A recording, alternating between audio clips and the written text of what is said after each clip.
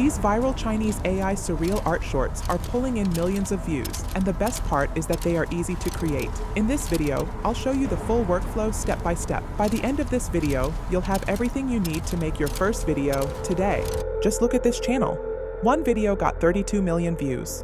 Another hit 11 million. A third pulled 6 million, all from the same channel, all made with the same AI method, and the channel that produced them had only uploaded 43 videos when it crossed 185,000 subscribers. That's not a fluke, that's a system. And in this video, I'm going to break down every single part of it: the image generation, the video animation, the editing, the sound design, and the publishing strategy that takes this from a content hobby to something that compounds over time. This is a full breakdown. Every tool, every setting, every step. Let's get into it. Why this content works. Surreal AI content triggers something that very few formats can replicate. When someone sees a towering humanoid figure with impossibly long legs walking down a foggy street, the brain enters a state of cognitive dissonance. It recognizes the environment as familiar: a street, fog, movement.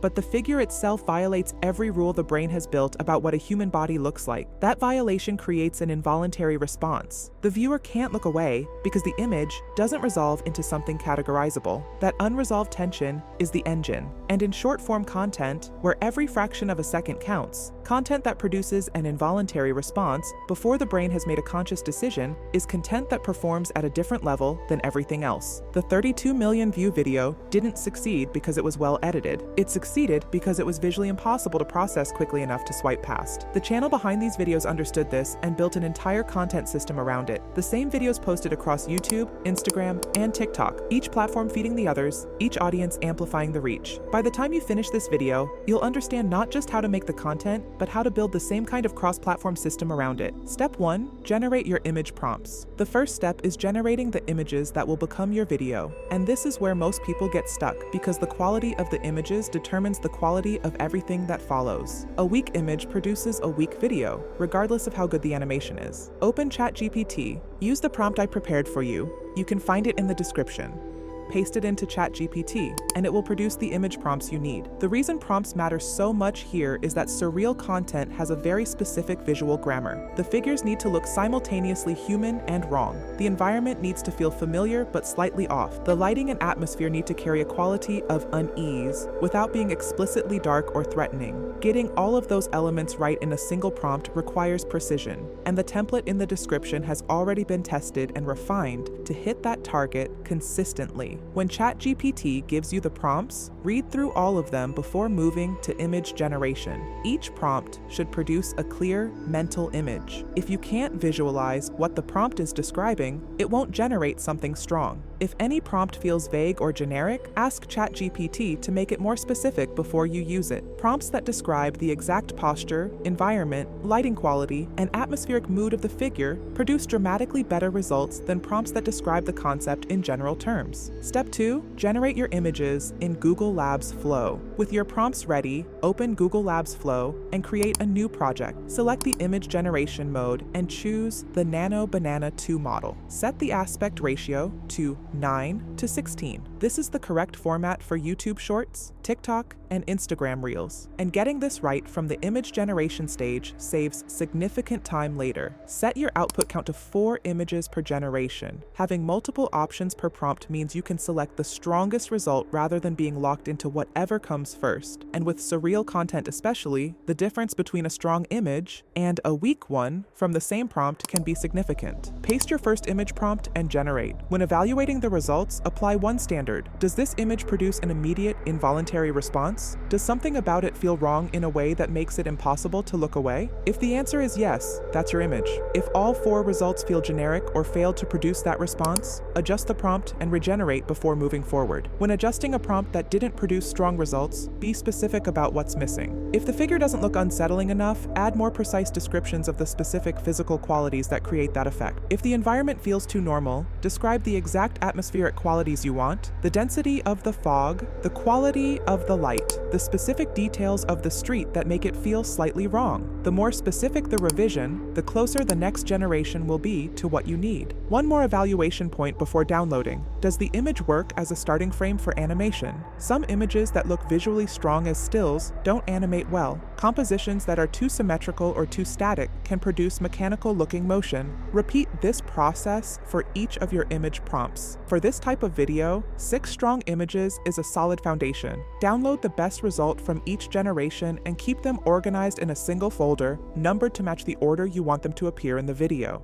Step 3. Animate your images in Google Labs Flow. With your images ready, it's time to transform them into video clips. Go back to Google Labs Flow where you generated your images. Switch the mode from image generation to video generation and select VO 3.1. Set the output to 1 per generation. Upload your first image into the Start field. Type a simple action in the description box that describes the movement you want. Keep the motion description simple and atmospheric, something that fits the surreal quality of the figure without overcomplicating the generation.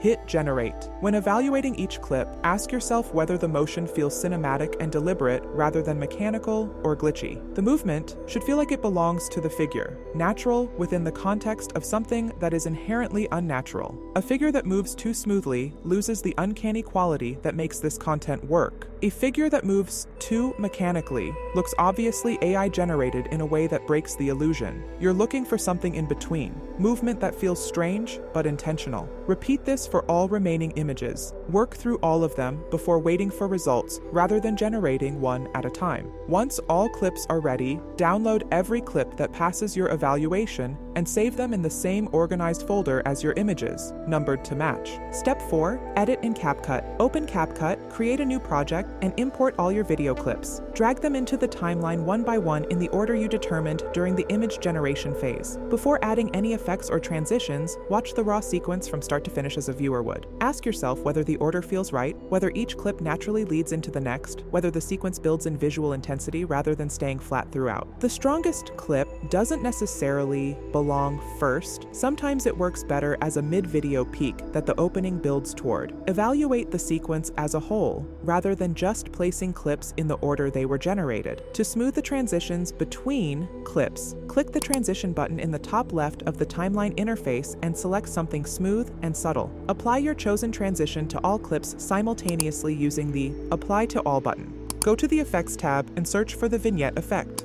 Drag it across all your clips on the timeline. Watch the full edit one more time before moving to sound. If a clip feels weaker than the others around it, cut it rather than keeping it for the sake of length. A tighter video with 5 strong clips outperforms a longer video with 2 weak ones, diluting the impact. Step 5. Add sound effects with epidemic sound. Sound is what makes surreal content feel genuinely immersive rather than visually interesting, but hollow. The right sound effects transform a strong visual into an experience. Go to Epidemic Sound and navigate to the Assistant section. To generate strong descriptions for your sound effects, go back to ChatGPT and ask it to write sound effect descriptions that match your visual content. Give it a description of each clip and ask for atmospheric audio that fits the surreal quality of the footage. Copy what ChatGPT produces and paste it into Epidemic Sound. Generate a preview and listen carefully before committing. The sound should feel like it belongs to the visual rather than being placed on top of it. Pay particular attention to whether the sound effect enhances the unsettling quality of the clip or works against it. If the first result doesn't feel right, adjust the description and regenerate. Once all sound effects are ready, import them into CapCut and drag each one onto the timeline above its corresponding video clip. Match each sound effect precisely to the moment in the clip where it makes the most impact. Step 6. Add background music. For surreal creature content, you're looking for something cinematic and slightly unsettling without being aggressively dark, something that deepens the atmosphere the visuals and sound effects have already established. Epidemic Sound offers high-quality tracks cleared for YouTube monetization. Import your chosen track into CapCut and drag it onto the timeline beneath your clips and sound effects. Set the volume so the music supports the atmosphere without overwhelming the sound effects. Before finalizing the audio mix, listen to the complete video with headphones if possible. The balance sounds different on headphones versus speakers. Export at 1080p and 60 frames per second. Title and thumbnail strategy. Your title and thumbnail are doing the selling before anyone has watched a single frame. And in a niche built entirely on visual impact, getting both right is what determines whether your video reaches thousands of people or millions. The titles in this niche follow a specific pattern. They're short, they create immediate curiosity, and they hint at something the viewer has never seen before without giving it away entirely. The best titles make the viewer feel like they're about to see something that shouldn't exist. Model yours directly on what's already proven rather than inventing an approach from scratch. For thumbnails, go through your final edit and identify the single most visually striking frame, the one where the figure looks most impossibly wrong, where the atmosphere is most dense, where the composition is strongest. That frame is your thumbnail. In CapCut, find that specific moment in the timeline, pause on it, and take a screenshot. Use that screenshot as your thumbnail rather than letting the platform select one automatically. The frame the platform chooses is rarely the strongest one. Evaluate your thumbnail against one honest standard. Would you click on this if you had no idea what the video contained? If the answer isn't an immediate yes, go back through the edit and find a stronger frame.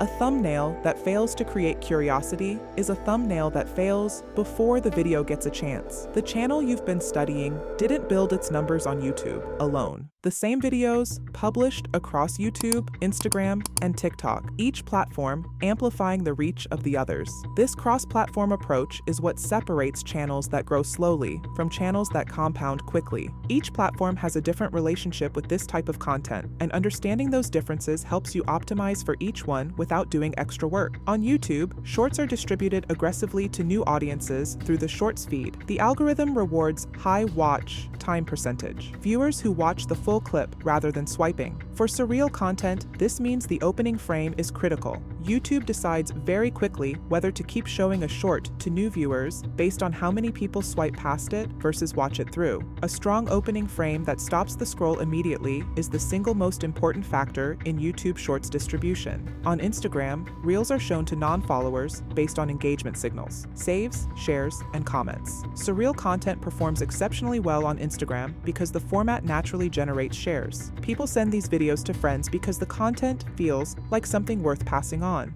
Post at consistent times and use relevant sounds or audio trends when they fit the content naturally without forcing it. The practical workflow is simple. Export one video, upload it to all 3 platforms on the same day. The additional time required is minimal, and the combined reach is significantly larger than any single platform alone. Publishing consistency. One video can perform well, but the channels generating consistent millions of views aren't relying on a single viral hit. They're publishing consistently and building a library of content that works together. The practical target for this type of content is 3 to 4 videos per week across all platforms. That frequency is achievable with this workflow because each video can be produced in a few hours once the process becomes familiar. The first few videos will take longer as you learn the tools and develop a feel for what generates strong results. Mark every video as AI generated when you upload across all platforms. YouTube's disclosure policy requires it for realistic AI content, and being transparent about the production method